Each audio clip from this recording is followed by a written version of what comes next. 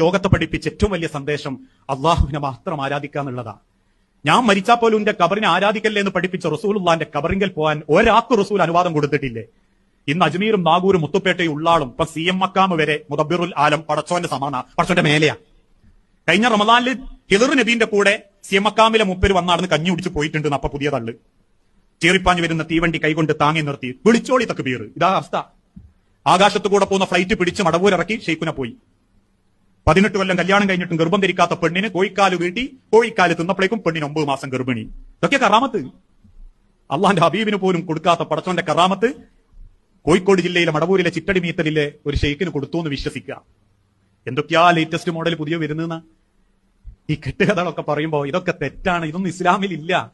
ഒരാൾക്ക് പടച്ചോൻ കറാമത്ത് കൊടുത്താൽ അത് കിട്ടുമ്പോഴേ അറിയൂ. കിട്ടിക്കഴിഞ്ഞാൽ അത് പോവുകയും ചെയ്യും. ഇനി അതയാൾക്ക് വടി നിലത്തിട്ടപ്പോ പാമ്പായി. ആദ്യം ഓടിയ മൂസാ നബിയാ. അള്ളാഹ് പറഞ്ഞു മൂസ ഓടല്ലേ, വടി പിടി, പാമ്പിനെ പിടി.